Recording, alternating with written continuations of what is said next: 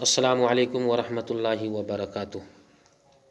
کیا شب برات بدعت ہے یا اس کی کوئی حقیقت بھی ہے؟ شب برات کی فضیلت میں کوئی حدیث آئی ہے؟ یہ اس وجہ سے کہ ہمیں دو طرح کی باتیں سننے میں آتی ہے۔ ایک تو وہ جماعت ہے جو یہ کہتی ہے کہ شب برات بدعت ہے، اس کی کوئی حقیقت نہیں، کوئی فضیلت نہیں، اور وہ یہ کہتے ہیں کہ اس رات میں جاگنا بے اصل ہے، جاگنا نہیں چاہیے۔ دوسری جماعت وہ ہے جو یہ کہتی ہے کہ اس رات کی فضیلت ہے اور اس کی فضیلت میں حدیثیں آئی ہوئی ہے، اس لیے اس رات کو جاگنا چاہیے، اس رات کو قبرستان جانا چاہیے، اس رات کو اپنے گھروں کو سجانا چاہیے، اپنے قبرستانوں کو سجانا چاہیے، اپنے مسجدوں کو سجانا چاہیے، اس رات میں اللہ کے سامنے رونا چاہیے، اللہ سے معافی اور تلافی کرنا چاہیے۔ تو یہ دو جماعتیں ہو گئی۔ ایک جماعت کا سرے سے کہنا ہے کہ یہ ثابت ہے ہی نہیں، بدعت ہے، جاگنے میں کوئی فائدہ نہیں۔ دوسری جماعت کہتی ہے کہ جاگنا ہے، لیکن اس نے اتنا بڑھا دیا کہ اس رات کو اتنی فضیلت دے دی کہ وہ کہتے ہیں کہ اس رات میں جاگنا بہت بڑی عبادت ہے، اور لیلۃ القدر میں جو جاگنے کی عبادت کا ثواب ہے اس سے بھی انہوں نے اس کو بڑھا دیا۔ تو یہ دونوں جماعتیں غلطی پر ہیں، ان کو غور و فکر کرنا چاہیے۔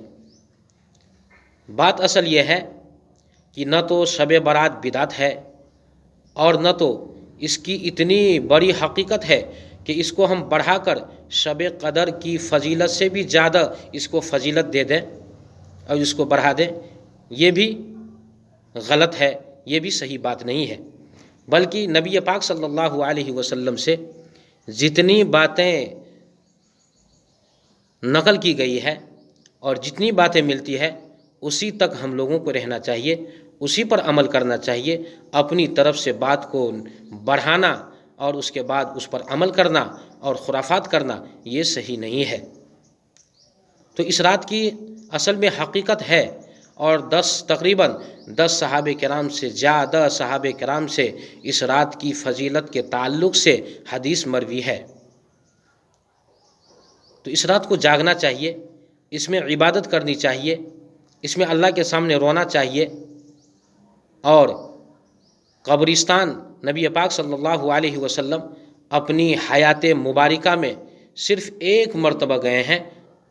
تو اگر کوئی شخص ایک مرتبہ چلے جائے تو سنت پر عمل ہو جاتا ہے، اور اگر بار بار کوئی جانا چاہے تب بھی کوئی بات نہیں، لیکن اسے ضروری سمجھنا، واجب سمجھنا یہ صحیح نہیں ہے۔ اسی طریقے سے اگلے دن کا روزہ رکھنا، 15ویں شعبان کا روزہ رکھنا، یہ نبی پاک صلی اللہ علیہ وسلم کے بارے میں آتا ہے کہ نبی پاک صلی اللہ علیہ وسلم شعبان المعظم کے مہینے سے زیادہ روزہ کسی اور مہینے میں نہیں رکھا کرتے تھے۔ دوسری بات یہ کہ نبی پاک صلی اللہ علیہ وسلم ہر مہینے کے 3 روزہ رکھا کرتے تھے، 13ویں تاریخ، 14ویں تاریخ اور 15ویں تاریخ کا روزہ نبی پاک صلی اللہ علیہ وسلم رکھا کرتے تھے۔ اس حساب اور اعتبار سے اگر کوئی رکھنا چاہے 15ویں شعبان کا روزہ تو اس کے لیے بہتر ہے، وہ رکھ سکتا ہے۔ 15ویں شعبان کا روزہ رکھنا مستحب عمل ہے، اسے ضروری نہیں سمجھنا چاہیے، اسے واجب نہیں سمجھنا چاہیے۔ اگر جس کو مرضی ہے رکھنے کی تو وہ رکھے، اور اگر جس کو مرضی نہیں ہے تو کوئی بات نہیں، اسے گناہ بھی نہیں ہوگا۔ اس کے تعلق سے کہ اس رات کی فضیلت ہے یا نہیں، اس کے تعلق سے میں 1-2 حدیثیں آپ کے سامنے پیش کرنا چاہتا ہوں۔ حضرت عائشہ صدیقہ رضی اللہ تعالی عنہ فرماتی ہیں کہ میں نے ایک رات سرور کائنات صلی اللہ علیہ وسلم کو نہ دیکھا تو جنت البقیع میں مجھے مل گئے۔ آپ صلی اللہ علیہ وسلم نے مجھ سے فرمایا، تمہیں اس بات کا ڈر تھا کہ اللہ اور اس کے رسول صلی اللہ علیہ وسلم تمہاری حق تلفی کریں گے؟ میں نے عرض کیا یا رسول اللہ صلی اللہ علیہ وسلم، میں نے خیال کیا تھا کہ شاید آپ ازواج مطہرات میں سے کسی کے پاس تشریف لے گئے ہوں گے۔ تو آقا دو جہاں صلی اللہ علیہ وسلم نے فرمایا، بے شک اللہ تعالیٰ شعبان کی 15ویں رات آسمان دنیا پر تجلی فرماتے ہیں،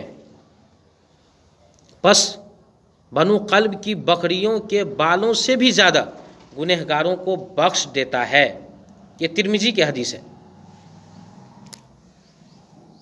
اسی طریقے سے ایک دوسری روایت میں ہے کہ اس رات میں تمام مخلوق کی مغفرت کر دی جاتی ہے سوائے 7 اشخاص کے، وہ یہ ہیں مشرک جو شرک کرنے والا ہو، اللہ کو بھی مانتا ہو اور دوسرے کے سامنے بھی اپنا سر کو جھکاتا ہو، تو وہ مشرک کی اس رات میں مغفرت نہیں ہوگی۔ دوسرے والدین کا نافرمان، جو ماں باپ کو ستاتا ہو، ان کی نافرمانی کرتا ہو، اس کی بھی بخشش اس رات میں نہیں ہوگی۔ اسی طریقے سے کینہ رکھنے والا، شراب پینے والا، قتل کرنے والا، ناحق قتل کرنے والا، شلوار کو ٹخنوں سے نیچے لٹکانے والا اور چگل کھور، چگلی کرنے والا، ان 7 افراد کی اس عظیم رات میں بھی مغفرت نہیں ہو پاتی ہے جب تک کہ یہ اپنے جرائم اور گناہ سے توبہ نہ کر لیں۔ تو مجھے امید ہے کہ آپ تمام حضرات کو جو آپ کے اندر شک و شبہ تھا کہ ہم اس رات میں جاگیں یا نہ جاگیں، ہم اس رات میں اللہ کے عبادت کریں یا نہ کریں، تو مجھے امید ہے کہ یہ شک آپ کی دور ہو گئی ہوگی انشاءاللہ تعالی۔